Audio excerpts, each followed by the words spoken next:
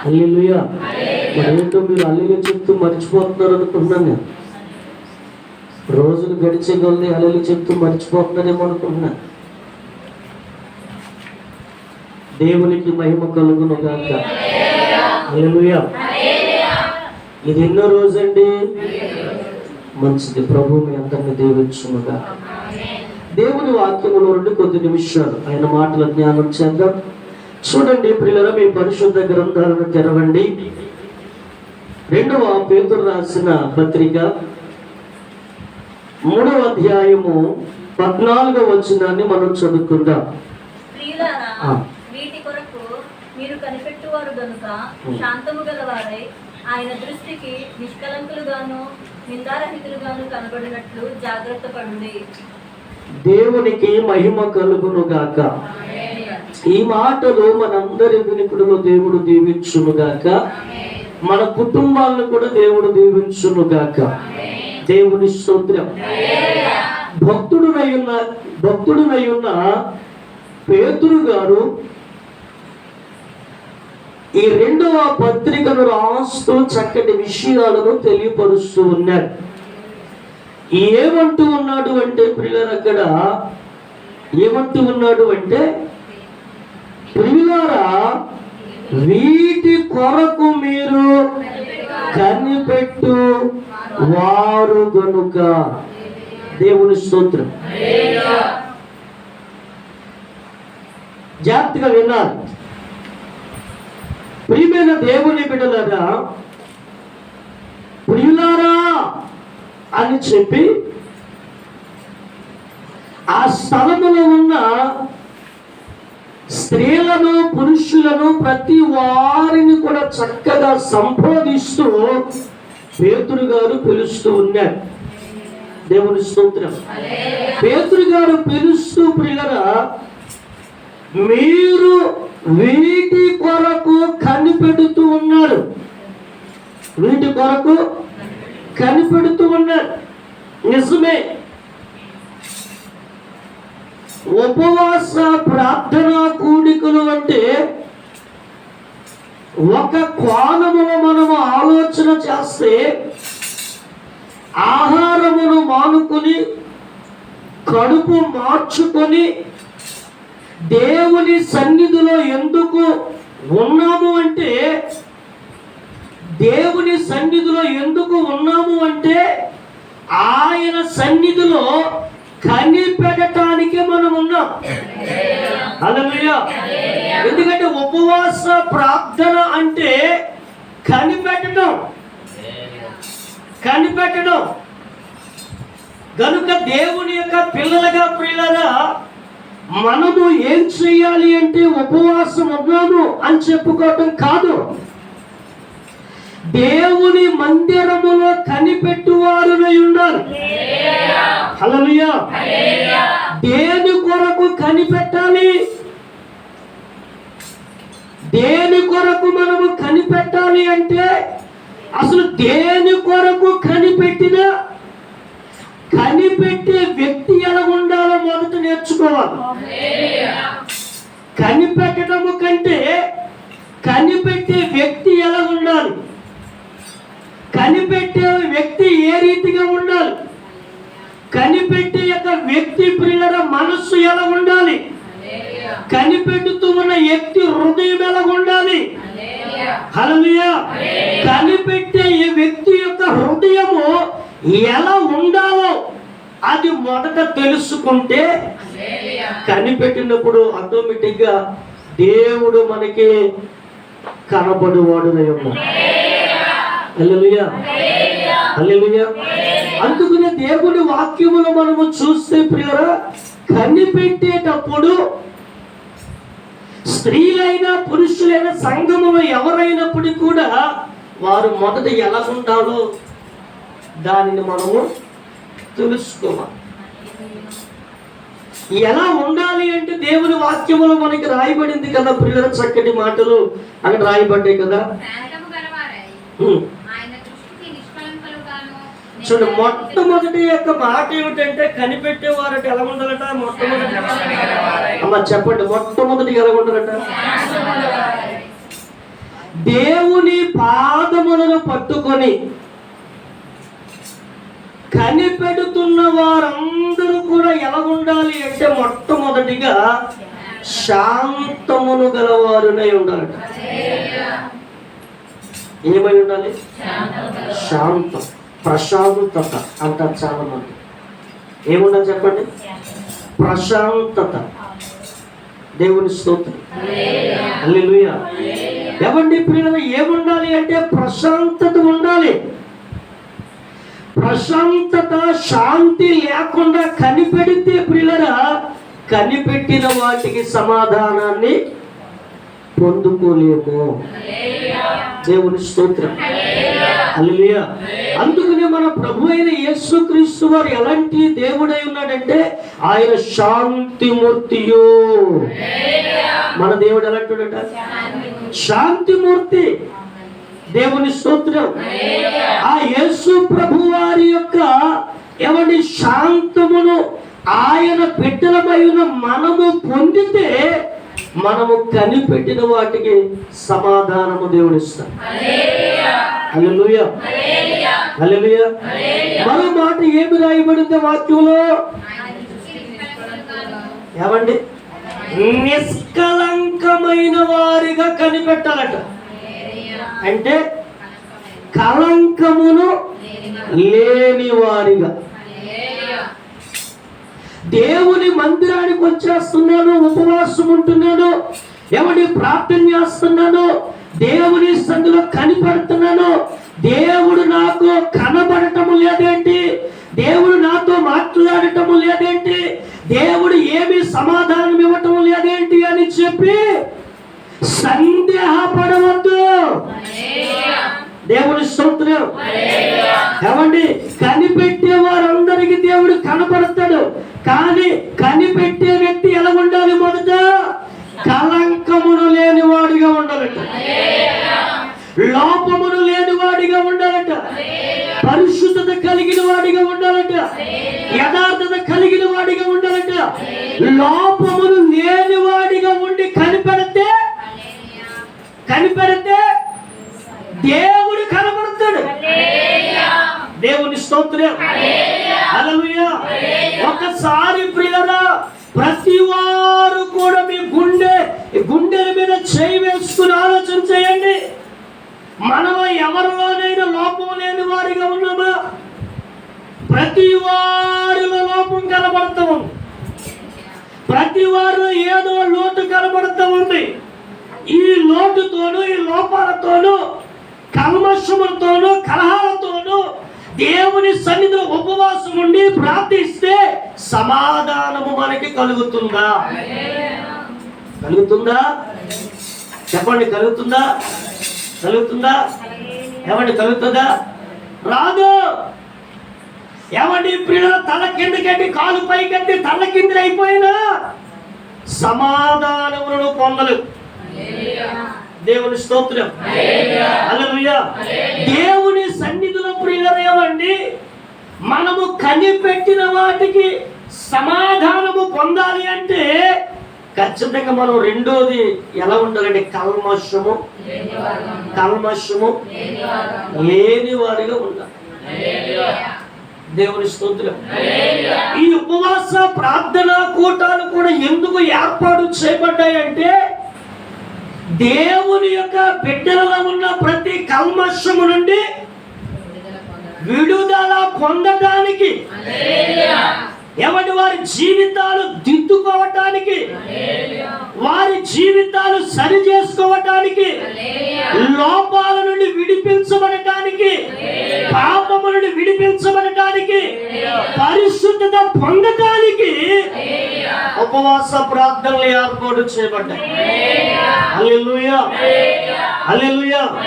కనుక ఈ రాత్రికాల సమయంలో ప్రియులారా కనిపెట్టుచున్న వారులారా, కనిపెట్టే ముందు మనం ఎలా ఉండాలో నేర్చుకో. దేవుని స్తోత్రం. హల్లెలూయా. చూడండి, అంటాడు కదా మొట్టమొదటిగా ఎలా ఉండాలంట, రెండవది చదవండి. దేవుని స్తోత్రం. హల్లెలూయా. ఏమండి, కనిపెట్టుచున్న వారితో దేవుడు మాట్లాడుతున్నాడు. మూడవ లక్షణం ఏమిటి అంటే దేవుని స్తోత్రం, నింద లేని వాడిగా ఉండాలి. నింద లేని వాడిగా ఉండాలి. ఏమండి, స్త్రీలైనా పురుషులైనా ఎవరైనప్పటికీ కూడా ఎలా ఉండాలి అంటే నిందలేని వారిగా ఉండాలి. దేవుని స్తోత్రం. హల్లెలూయా. ఎవరు కూడా అపహాస్యములు చేయకుండునట్లుగా మనం బ్రతకాలి. ఎవరు కూడా మన మీద నింద మోపకుండునట్లుగా బ్రతకాలి. ఎవరు కూడా ప్రియుల మన యొక్క జీవితాన్ని చూసి ఎవడి చేదరించుకునే వారిగా కాక చేదరణ లేని వారిగా మనము జీవించుకోలేము. హల్లెలూయా. అందుకు అంటాడు కదా, మూడవదిగా కనిపెట్టేవారు ఎలా ఉండాలి అంటే నిందారహితులుగా ఉండాలి. అంటే నిందలేని వారిగా ఉండాలి. దేవుని స్తోత్రం. ఈ ఉపవాస ప్రార్థనా కూటల్లో ఏమండి, దేవుని మందిరానికి వచ్చాను వెళ్ళిపోతున్నాను అనుకుంటే కాదు.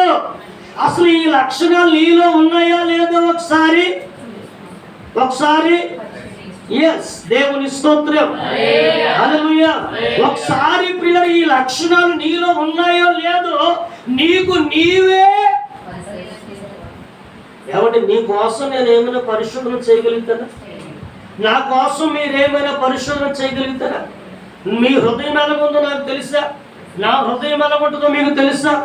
దేవుని స్తోత్రం చెప్పండి. హల్లెలూయా.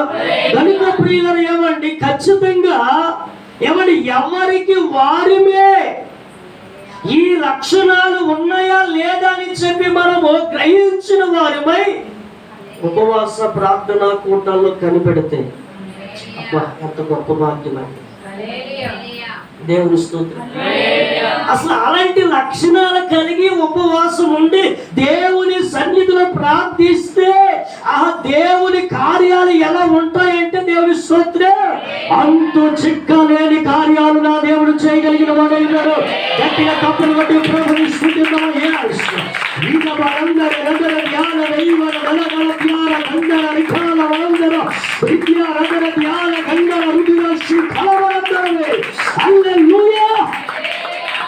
గట్టిగా చెప్పండి.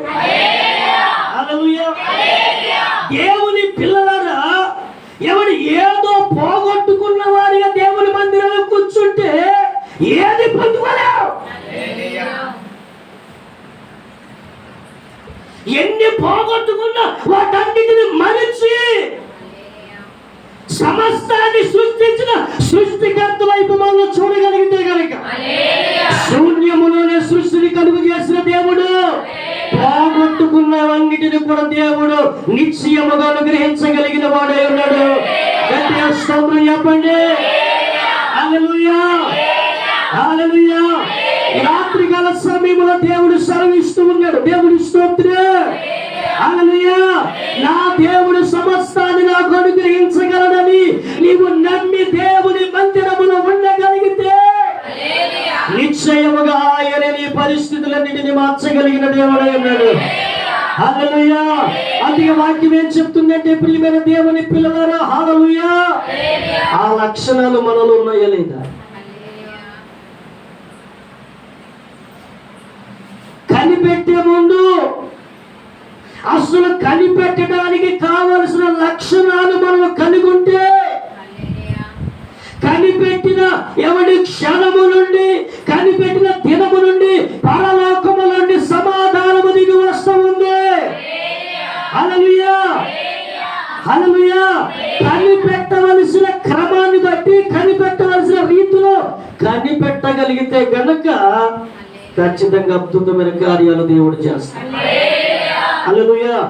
ఇప్పటి వరకు కూడా నువ్వు అనుకుంటున్నావు కదా, అయ్యో సంవత్సరాలు గతించుకొని ఏ కార్యం చూడలేదే, ఎవరి దినాలు గతించుకొని ఏ కార్యం చూడలేదే, ఇంత ప్రార్థన చేస్తాను ఏ కార్యము చూడలేదే, ఇన్ని దినాలు ఉపవాసం ఉన్నాను ఏ కార్యము చూడలేదే, అయ్యో ఏంటి అని చెప్పి నువ్వు విచారణ కలిగి ఉన్నావే. నీ విచారణకు సమాధానం దేవుడు ఇస్తూ ఉన్నాడు. దేవుని స్తోత్రం కలుగు. హల్లెలూయా. ఎవరి పిల్ల కనిపెట్టేటప్పుడు, సమాధానం పొందుకునేటప్పుడు శాంతమును కలిగి ఉండాలి, కల్మషమును లేని వారిగా ఉండాలి, నిందారహితులుగా, నింద లేని వారిగా. ఈ 3 లక్షణాలు గనుక ఉండి, ఉపవాసం ఉండి కన్నీరు కాచి దేవుని మందిరములో ప్రార్థిస్తే ఏమండి ఆ ప్రార్థనకు ప్రతిఫలాలు ఎలా ఉంటాయి అంటే, అంతు చిక్కలేని ప్రతిఫలాలు, అంతు చిక్కలేని కార్యాలు, అంతు చిక్కలేని అద్భుతాలు, అంతు చిక్కలేని సూచక క్రియలు, అంతు చిక్కలేని విజయాలు నా దేవుడు అనుగ్రహించువాడునై ఉన్నాడు. హల్లెలూయా, హల్లెలూయా. అయితే పరిశుద్ధ గ్రంథములో ప్రియుల ఒక వ్యక్తి ప్రార్థన చేస్తూ ఉన్నాడు. మీకు అందరికీ పరిచయమైన వ్యక్తే. అదే వ్యక్తిని ప్రియుల ఈ రాత్రి మీ ముందుంచని ఆశపడుతున్నాను. రండి, మీ పరిశుద్ధ గ్రంథాలను తెరవండి. ప్రియమైన దేవుని పిల్లల 2వ రాజుల గ్రంథము 20వ అధ్యాయము 2-3 వచనాలు చదవండి.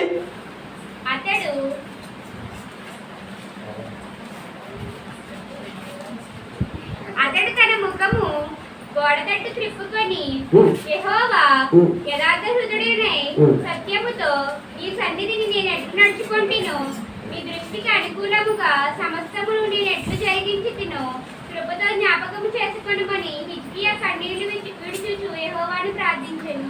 దేవునికి మహిమ కలుగును గాక. హల్లెలూయా. ప్రియమైన దేవుని పిల్లలారా, దేవుని యొక్క వాక్యమును మనము చూస్తే అతడు ఏమంటున్నాడో చూడండి. తన ముఖమును గోడ తట్టుకు త్రిప్పుకొని, యెహోవా యథార్థ హృదయము కలిగిన వాడినై సత్యములతో నీ సన్నిధిని నేనెట్లో నడుచుకుంటును. ఏమండి మాట చూసారా? చూసారా? ఆలోచించారా? చదివరా? హిజ్కియా అంటున్నాడు, చక్కటి మాట హిజ్కియా అంటున్నాడు. పిల్లలు ఏమంటున్నాడు అంటే, ఏమండి నీ సన్నిధి నేను ఎట్లు నడుచుకుంటును. అబ్బా, ఎంత గొప్ప భాగ్యం అండి. దేవుని యొక్క సన్నిధికి నేను ఎట్లు నడుచుకుంటునో, దేవుని సన్నిధికి నేను ఎట్లు వచ్చుదునో, దేవాని సన్నిధిలో నేను ఎలాగునా నడుచుకుంటును అంటే ఏమండి దేవుని యొక్క ప్రియులారా, ఎవరి సన్నిధిలో ఎలాగునా నడుచుకొనుచు ఉన్నాడు అంటే హిజ్కియా ఏమండి యథార్థమైన హృదయమును కలిగిన వాడే నడుచుకుంటున్నాడు. ఏమండి సీమోని గారు ఎలా నడుచుకుంట నిద్ర ఉన్నారు. దేవుని స్తోత్రం. హల్లెలూయా. ఏమండి కనిపెట్టుచున్న వారందరూ కూడా దేవుని చూడాలి అంటే ఖచ్చితంగా ప్రియమైన దేవుని పిల్లలు హిజ్కియా అంటున్నాడు. ఏమన్నాడు అంటే యథార్థమైన హృదయములతో నీ సన్నిధిలో నేను ఎట్లు నడుచుకొనుచున్నానని. దేవునికి మహిమ కలుగునుగా. హల్లెలూయా. నిజముగా దేవుని యొక్క సన్నిధిలో ప్రియులరా, హిజ్కియా దేవుని సన్నిధిలో ఎలాగున నడుచుకుంటున్నాడు అంటే మొట్టమొదటిగా యథార్థమైన హృదయములతో నడుచుకుంటున్నాడు. ఈ రోజుని ఏమండి యథార్థత అనేది ఎక్కడ ఉందండి? మనుషుల్లో యథార్థత ఉందా? లోకములో యథార్థత ఉందా? ఏమండి రాష్ట్రాల్లో యథార్థత ఉందా? ఏమండి జిల్లాల్లో యథార్థత ఉందా? సంఘాల్లో యథార్థత ఉందా? సహోదర ప్రేమలలో యథార్థత ఉందా అంటే లేదు.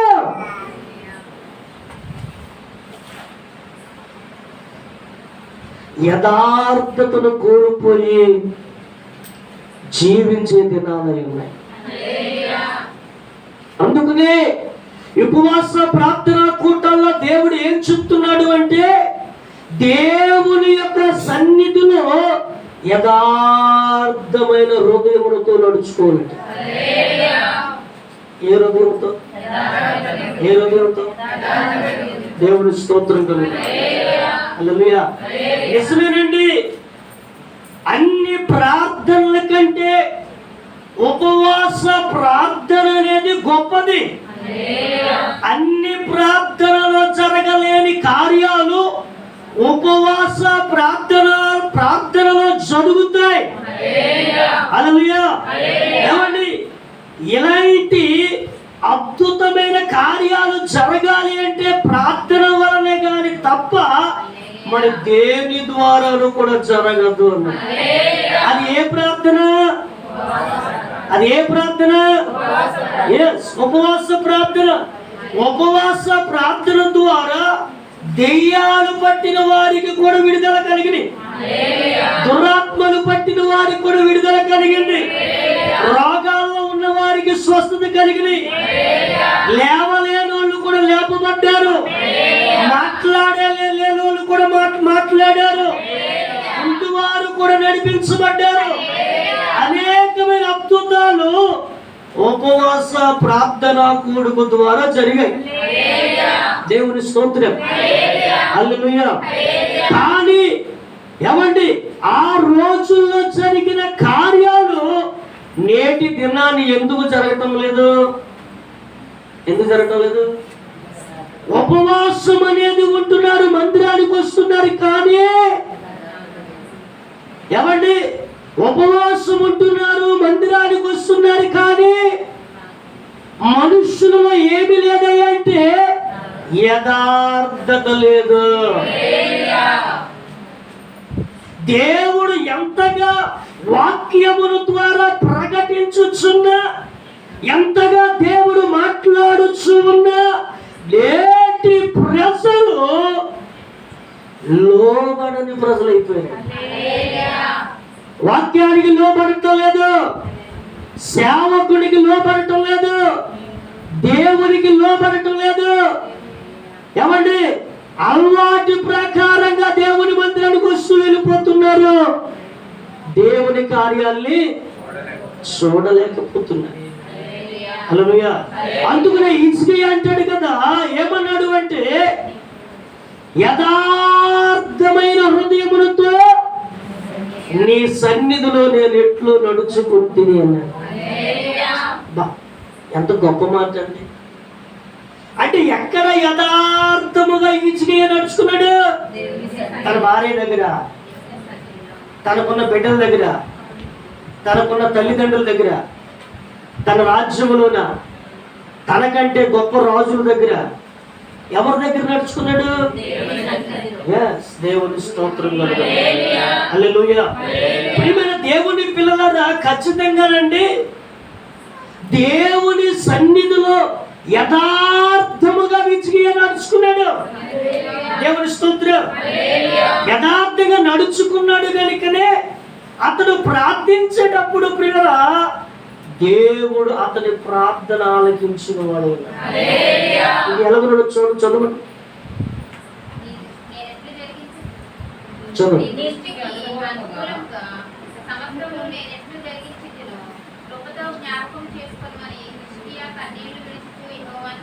దేవునికి మహిమ కలుగును కదా అంటాడు కదా అండి. జాగ్రత్తగా చూడండి, అంటాడు కదా, నీ దృష్టికి అనుకూలముగా సమస్తమును నేను ఎట్లు జరిగింతునో కృపతో జ్ఞాపకమును చేసుకోమని హిజ్కియా.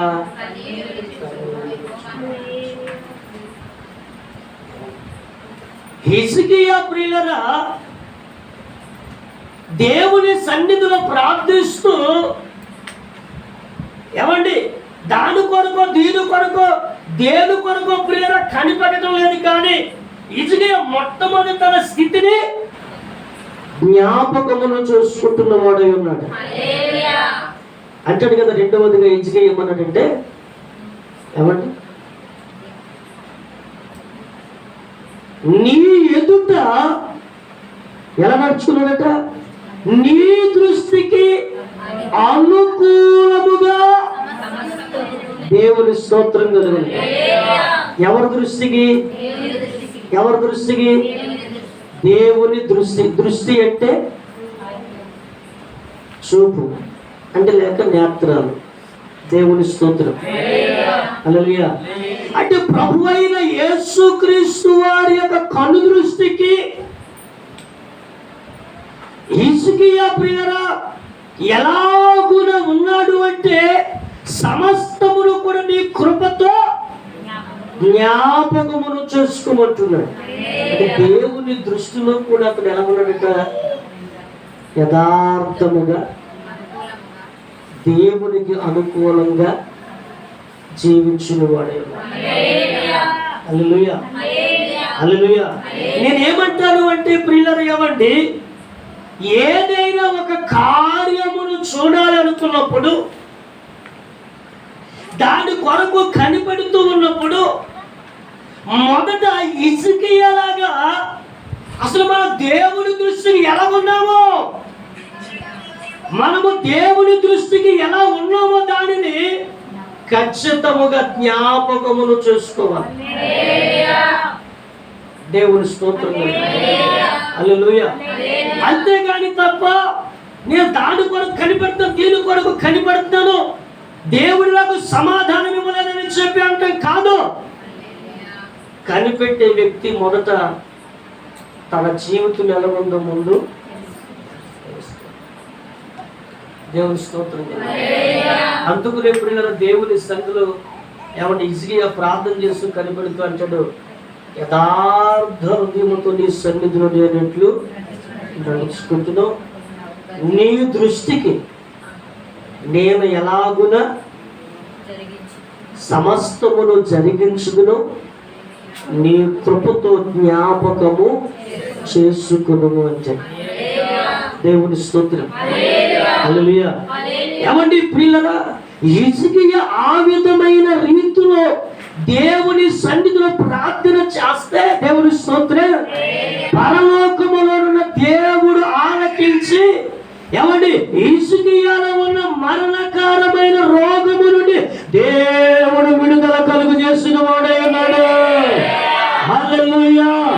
లేకపోతే గట్టిగా అందరూ తప్పులు కట్టి ప్రభుని స్తుతిద్దామా, అందరూ ప్రభుని స్తుతిద్దామా. హల్లెలూయా, హల్లెలూయా.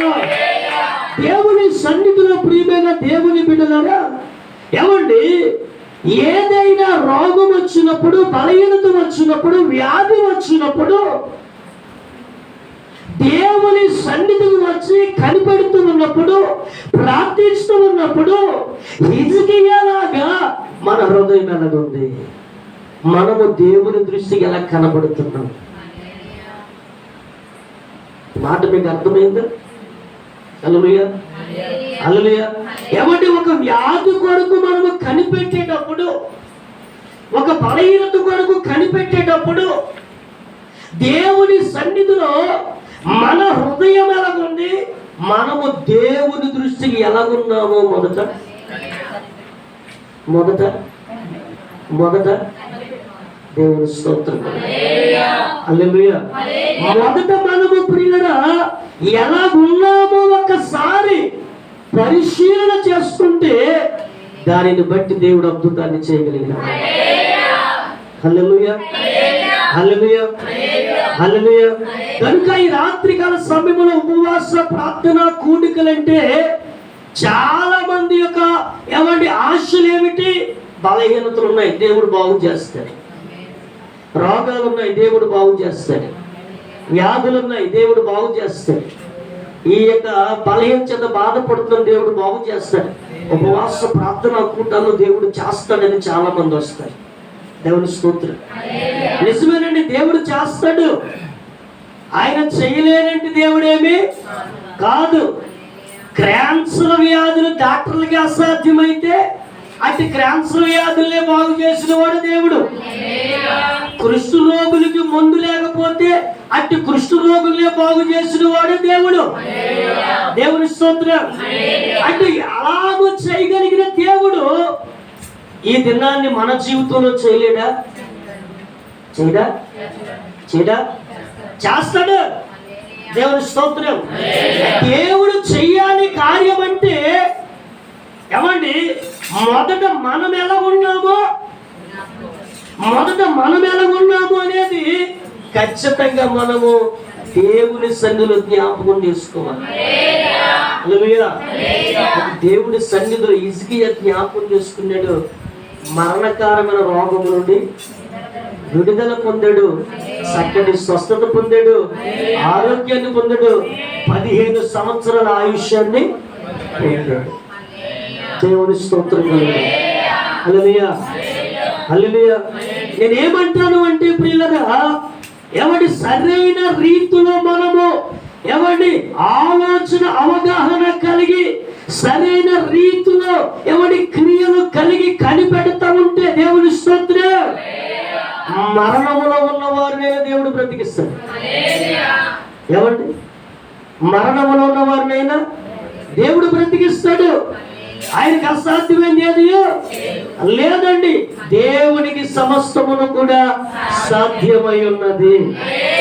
నువ్వు ఏ స్థితిలో ఉన్నా, ఏ పరిస్థితిలో ఉన్నా, ఈ ఉపవాస ప్రార్థనా కూటంలో దేవుని కార్యము చూడాలంటే గనక ఒకసారి యథార్థమైన హృదయం కలిగి మనం ఉన్నామో లేదో, దేవుని సన్నిధిలో మనం ఎలా నడుచుకున్నామో లేదో, దేవుని దృష్టికి మనం ఎలాగా సమస్తమును జరిగించుతున్నామో లేదో, దేవునికి మనం ఎలా కనబడుతున్నామో లేదో ఒకసారి మనము జాగ్రత్తగా దేవుని స్తోత్రం. నేను విశ్వసించి నమ్ముతున్నాను, ఏ స్త్రీలైతే ఏ పురుషులైతే అలాగున విమర్శించుకుని ప్రియులరా ఉపవాస ప్రార్థనా కూటాల్లో పాల్గొని ప్రార్థిస్తారో అట్టి వారి జీవితంలో నా దేవుడు అద్భుతములు చేయబోతున్నాడు. వారి కుటుంబాలు అద్భుతాలు చేయబోతున్నాడు. సూచక క్రియలు చేయబోతున్నాడు. అనేకమైన రీతిలో దేవుడు వారిని దీవించబోతున్నాడు. దేవుని స్తోత్రం. హల్లెలూయా. మరొక మాట చూడండి, ఎఫెసీయులకు రాసిన పత్రిక 5వ అధ్యాయం 27వ వచనం చదవండి.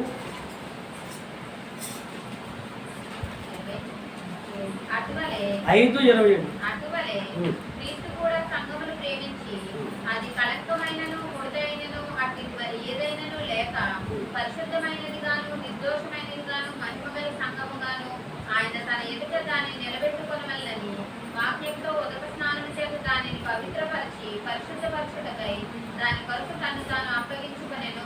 దేవునికి మహిమ కలుగును గాక. హల్లెలూయా. చూడండి ప్రియమైన దేవుని బిడ్డలారా, సంఘమును దేవుడు ప్రేమించి, సంఘాన్ని దేవుడు ఏం చేశాడు? సంఘం అంటే ఎవరు? ఏమండి, బయట ఉన్న వాళ్ళు అంటారా? కాదు కదా. సంఘము అంటే దేవునిని ఎరిగిన వారందరూ కూడా సంఘం. మారు మనసు పొందిన వారు దేవుని సంఘం, రక్షణ పొందిన వారు దేవుని సంఘం, పరిశుద్ధాత్మతో నింపబడిన వారు దేవుని సంఘం, దేవుని వాక్యానుసారంగా జీవించే వారు దేవుని సంఘం, అసత్యాన్ని విడిచిపెట్టి సత్యాన్ని పట్టుకుని వెంబడించే వారే దేవుని సంఘం. హల్లెలూయా. అట్టి సంఘమును దేవుడు ప్రేమించి, అట్టి ప్రజలను దేవుడు ప్రేమించి అక్కడ ఏమంటున్నాడు అంటే అది కలంకమైనను ముడతయైనను. మళ్ళీ చూద్దామండి. దేవుని స్తోత్రం కలుగు. సంఘముతో దేవుడు ఏమంటున్నాడు? మొదట సంఘాన్ని ప్రేమించి, ఆ సంఘానికి దేవుడు హెచ్చరిక చేస్తున్న మాట ఏమిటి అంటే, సంఘమా నీలో కలంకమైనను ముడతైనను అట్టిది ఏదైనను లేకుండానట్లు దేవుని స్తోత్రం. దేవుని యొక్క సన్నిధిలోనండి ఖచ్చితంగా కలంకమైనను ముడతైనను అలాంటివి సంఘములో లేకుండా ఉండునట్లుగా జాగ్రత్తగా చూసుకోవాలి. ఎందుకంటే సంఘాన్ని పాడు చేయటానికి, సంఘానికి ఎవరి ప్రియర చెడ్డ పేరు తీసుకురావటానికి, సంఘాన్ని నలుగురిలో నవ్వుల పాలు చేయటానికి, సంఘాన్ని అన్యజనుల మధ్యలో ఎవరిని హేళన చేయటానికి సంఘములోనే ఏం కలుగుతుందట? కలంకమైనను. ఈ కలంకము ముడత ఏ సంఘములోనైతే ఉంటుందో ఆ సంఘము అన్యజనుల మధ్యలో అవమానపరచబడుతుంది, లోకములో నిందించబడుతుంది, లోకములో హేళన చేయబడుతూ ఉంది. అందుకనే దేవుడు ప్రేమించి ఈ రాత్రి మరొకసారి ఆయన పిల్లలుగా ఉన్న మనతో దేవుడు మాట్లాడుతున్నాడు. దేవుని సన్నిధిలో ఉన్న మనందరము కూడా ఒక సంఘమై ఉన్నాము కనుక మన సంఘములో కలంకమైనను ముడతైనను అట్టిది ఏదైనను లేకుండా చూసుకోవాలట. ఎవరు చూసుకోవాలి? ఎవరు చూసుకోవాలి? సేవకుడు చూసుకోవాలా? సేవకురాలు చూసుకోవాలా? చెప్పండి, ఎవరు చూసుకోవాలి? దేవుని స్తోత్రం. హల్లెలూయా. ఏమంటే ఒకరిలో ఒకరికి కలంకమును లేకుండా, ఒకరిలో ఒకరికి ముడత లేకుండా సంఘములో ఉన్న సంఘస్థులే సంఘాన్ని కాపాడుకోవలసిన బాధ్యత. దేవుని స్తోత్రం. హల్లెలూయా. కనుక పిల్లల సంఘాన్ని కాపాడుకోవలసిన బాధ్యత సంఘస్థులదే కనుక ప్రతి ఒక్కరూ కూడా జాగ్రత్త కలిగిన వారై ఉండాలి. నీ ద్వారా గాని, నీ కుటుంబం ద్వారా గాని ఎవరికి సంఘానికి కలంకమైనను ముడతైనను రాకుండానట్లు నిన్ను నీవు జాగ్రత్తగా పరిశుద్ధపరుచుకోవాలి. హల్లెలూయా. హల్లెలూయా. ఎవరి నీ ఒక్కదానితోనే పోదు, నీ ఒక్కడితోనే పోదు. దేవుని స్తోత్రం. నీవు కలంకము కలిగి ఉంటే, నువ్వు ముడత కలిగి ఉంటే మొదట నీకు, నీ కుటుంబానికి, రెండవది నీ సంఘానికి. దేవుని స్తోత్రం. మూడవదిగా ప్రియుడు నీవు ఆరాధించుచున్న నీ దేవునికి కూడా కలుగుతూ ఉంది. అందుకునే సంఘం ఎలా ఉండాలి అంటే దేవుని స్తోత్రం, కలంకమైనను ముడతైనను లేని సంఘముగా. కింద చదవండి.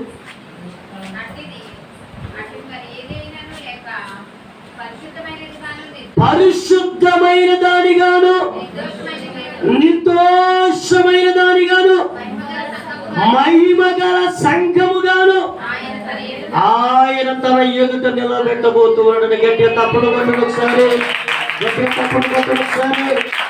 గట్టిగా తప్పుడు కొట్టండి. దేవుని స్తోత్రం. హల్లెలూయా. సంఘాన్ని ప్రియుల ఎలాగున దేవుడు నిలబెడుతున్నాడు?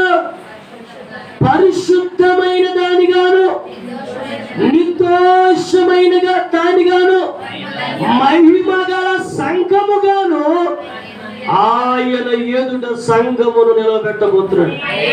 అమ్మా, అయ్యా, దేవుని ఎదుట నువ్వు ఎలా నిలబడాలో తెలుసా? బాబు, నీకు వాక్యం అర్థమవుతుంది కదా? దేవుని స్తోత్రం. హల్లెలూయా.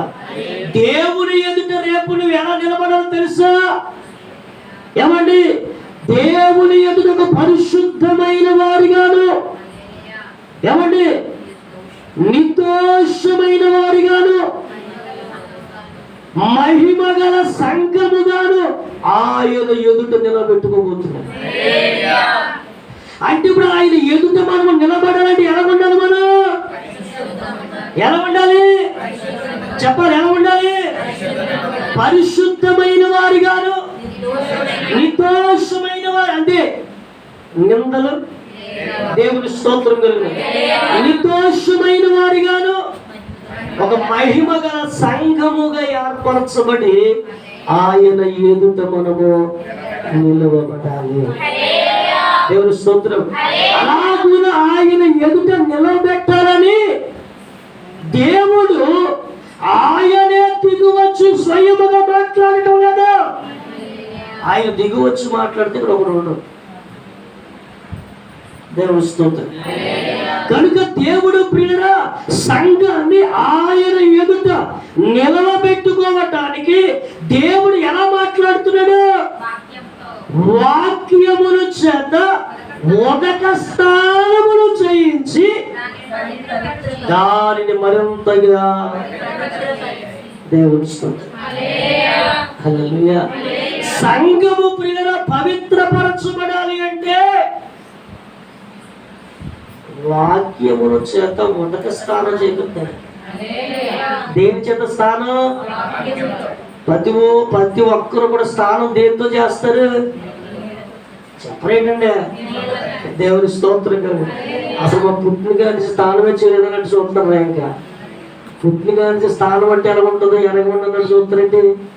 ఆ స్నానం అంటే ఎలా చేస్తారు? ఏమంటే దేవుని స్తోత్రం. మీ అందరూ తెలుసు కదా. హల్లెలూయా. చూడండి, మనము ప్రియులరా నేలతో స్నానములు చేస్తాం.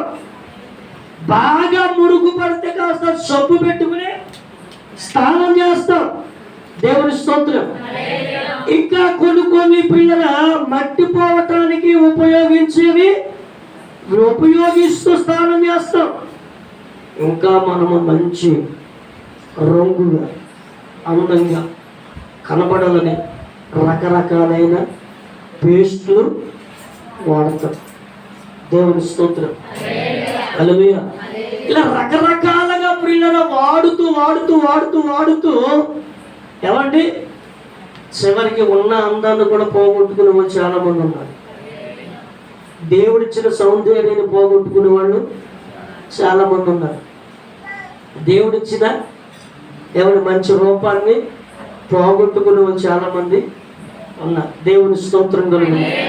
హల్లెలూయా. ప్రియమైన దేవుని పిల్లల స్నానం చేస్తే మనకి ఒంటి మీద పట్టుకున్న మురుగు మాత్రమే వదులుతుంది. బట్టలకి పట్టిన మురుగు మాత్రమే సబ్బు పెడితే వదులుతుంది. దేవుని స్తోత్రం. హల్లెలూయా. బట్టలకు పట్టిన మురుకైనా ఒంటుకు పట్టిన మురుకైనా సబ్బు పెడితే నీళ్ళలో పెట్టి గుంజితే స్నానం చేస్తే చక్కగా అన్ని వదిలిపోతాయి. కానీ మరి ఆత్మకు పట్టిన మురుకు, హృదయానికి పట్టిన మురుకు, మనస్సుకు పట్టిన మురుకు, నీ తలంపులకు పట్టిన మురుకు, నీ ఆలోచనలకు పట్టిన మురుకు, నీ నడవడికి పట్టిన మురుకు, ఈ మురుకులన్నిటిని కూడా వదిలించాలంటే ఎన్ని సబ్బులు రాసినా, ఎంత సర్పు వాడినా, ఎన్ని సోడాలు వాడినా ఏ మాత్రమును కూడా దేవుని స్తోత్రం. హృదయములో పట్టిన మురుకు, మనసులో పట్టిన మురుకు నుండి పూర్తిగా విడుదల పొందాలి, శుభ్రమవ్వాలి, పరిశుద్ధమవ్వాలి అంటే దేవుని వాక్యమును చేత మాత్రమే. హల్లెలూయా. హల్లెలూయా. దేవుని యొక్క వాక్యము ఎలాంటిది అంటే నీ హృదయములో పట్టిన మురుకును శుభ్రముగా కడిగేస్తుంది. దేవుని వాక్యము ఎలాంటిది? నీ మనసులో పట్టిన మురుకును శుభ్రముగా కడిగేస్తుంది. నీ తలంపుల్లో ఉన్న మురుకంతటిని కడిగేస్తుంది. నీ ఆలోచనలో మురుకంతటిని కడిగేస్తుంది. దేవుని వాక్యము శక్తివంతమై ఉన్నది. హల్లెలూయా. హల్లెలూయా. కనుక దేవుడు వాక్యమును చేత ఉదక స్థానాన్ని చేయిస్తూ పరిశుద్ధపరచుచు. దేవుని స్తోత్రం. హల్లెలూయా. కనుక ప్రియమైన దేవుని బిడ్డలారా, సంఘము అలాగున ఉండగలిగినప్పుడు దేవుని ఎదుట నిలబడగలుగుతాము. దేవుని స్తోత్రం. అందుకే పేతురు గ్రంథంలో పేతురు భక్తుడు అంటాడు, ఇదిగో మీరు కనిపెట్టుచు ఉన్నారు, మంచిదే.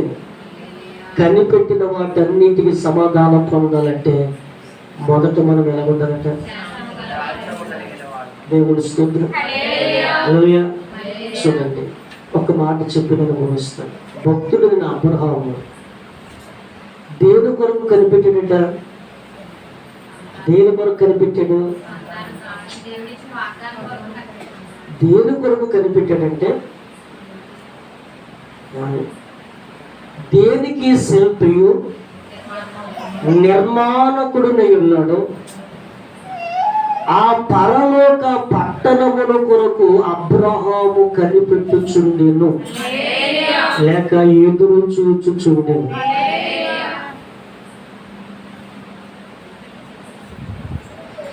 ఆ పునాదులు గల, ఆ మహిమ గల పట్టణములో ప్రవేశించాలి అంటే ఈ లోకములో ప్రియులరా మనం అనుకున్నంత తేలిక అయిపోయే పని కాదు. అందుకనే అబ్రహాము కుడికి గాని ఎడమకు గాని త్రొట్టిల్లు పోకుండా, ఎప్పుడైనా త్రొట్టిల్లు పోతే వాటిని సరి చేసుకుంటూ, ఏమండి, ప్రభు అయిన యేసుక్రీస్తు వారు దేనికి శిల్పయు నిర్మాణకుడినై ఉన్నాడో ఆ పునాదులు గల పట్టణముల కొరకు కనిపెడుతూ ఉన్నాడు, ఎదురు చూస్తూ ఉన్నాడు. హల్లెలూయా. హల్లెలూయా. దాని కొరకు కనిపెడుతున్న అబ్రహాము జీవితంలో దేవుడు ఉన్నతమైన కార్యాలు చేశాడు. ఆ రాజ్యాన్ని పొంది ఉన్నాడు. దేవుని స్తోత్రం. అదే మాట యేసు ప్రభు వారు ఏమన్నారంటే, నా నీతిని నా రాజ్యమును మీరు మొదట వెతకండి, మీ సమస్తాన్ని అనుగ్రహించబడు. వెతకవలసినవి, కనిపెట్టవలసిన వాటిని మనం కనిపెడితే ఏమంటే దేవుడు ఖచ్చితంగా మనకి సాధ్యపరుస్తాడు. కనుక ఈ రాత్రికాల సమయంలో దేవుని పిల్లలుగా మన జీవితంలో దేవుని కార్యాలు మనం జరగాలి, చూడాలంటే ఆయన కనిపెట్టేటప్పుడు మనము దేవుని సొంతం ఉండవలసిన రీతిలో అట్టి క్రియలు కలిగి ఉంటే ఉపవాస ప్రార్థన కోరికలు చాలా ఆశీర్వాదకరంగా ఉంటాయి, దీవెనకరంగా ఉంటాయి, మేలుకరంగా ఉంటాయని మీ అందరికి తెలియజేసి మాటలు ముగిస్తున్నాను. మోకరించండి, ప్రార్థన చేసుకుంటాం. మోకరించండి, ప్రార్థన చేసుకుంటాం.